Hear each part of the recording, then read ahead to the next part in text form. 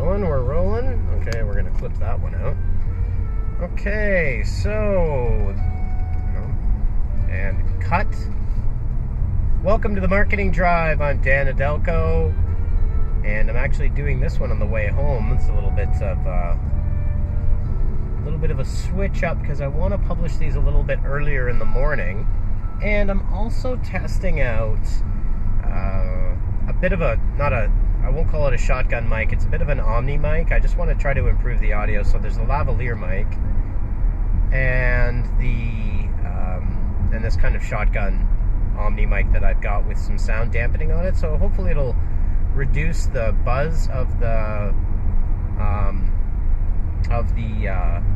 car itself and maybe make it the sound quality a little bit better. As you know, if you've been following the podcast and or the videos on my channel, I'm doing this in real time.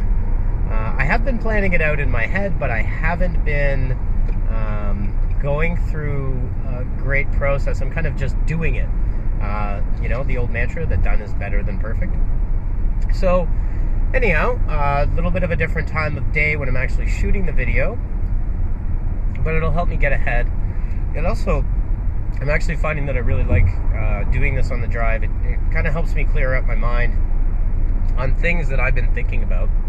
Sorry, I'm a little bit pasty right now, and I'm not even sure why. I'm going to have a little break here because I picked up some groceries. Here we go.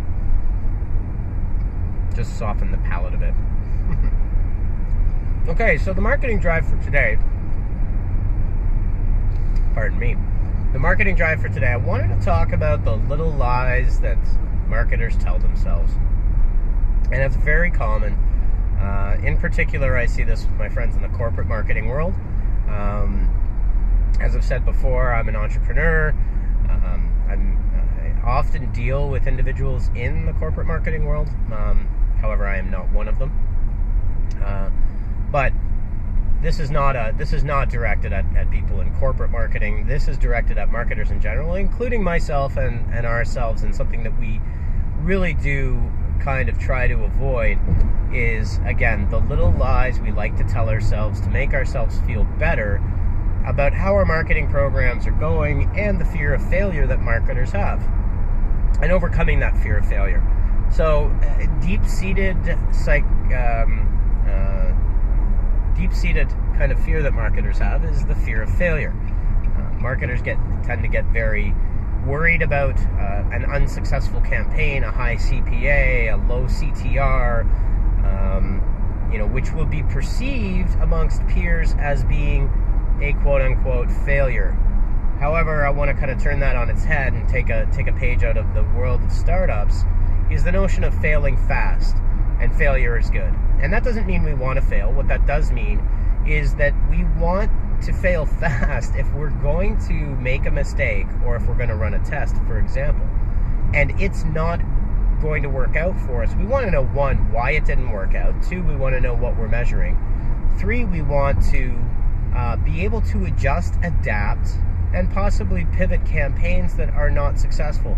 We also want to take our learnings from before, and this is the notion of standing on the shoulders of giants, you being your own giant, is that you want to take your previous historical experiences, have them well documented in postmortems, and then be able to understand and learn moving forward. What we want to avoid are sweet little lies that we like to tell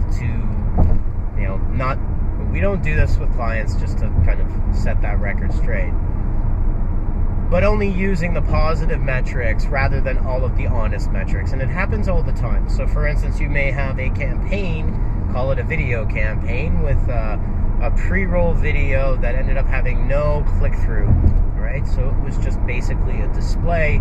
Therefore, you're going to have little to no conversion.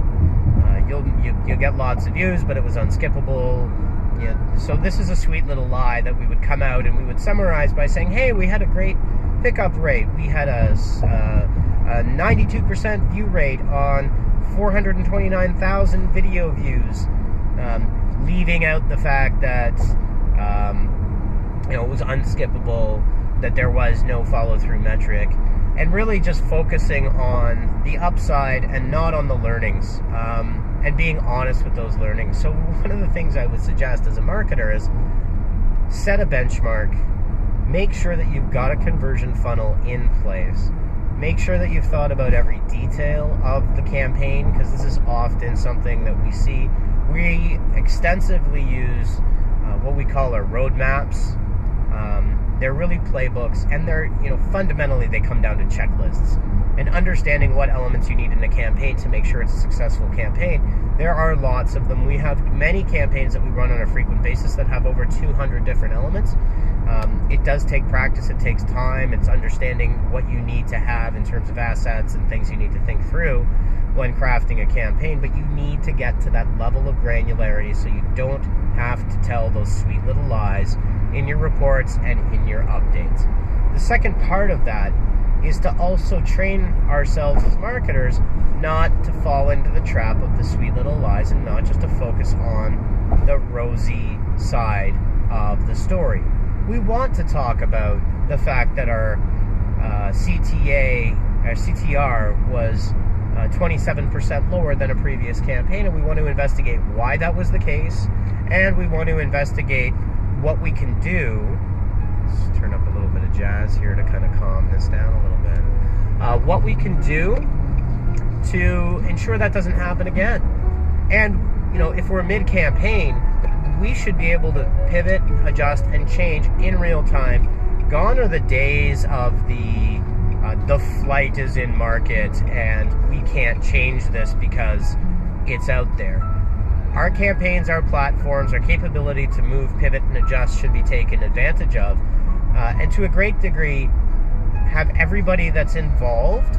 So if you're the CMO, or if you're the digital marketing manager, you're the senior digital marketing manager, or you're the social media manager, or you're the traffic manager, whoever you are, when you're briefing out the campaign, do not be so rigid as to only say, this is in market, that call to action and that flow is set in stone while I burn through $30,000 or $40,000 or $500 or $750. Pivot, stop, change, adjust.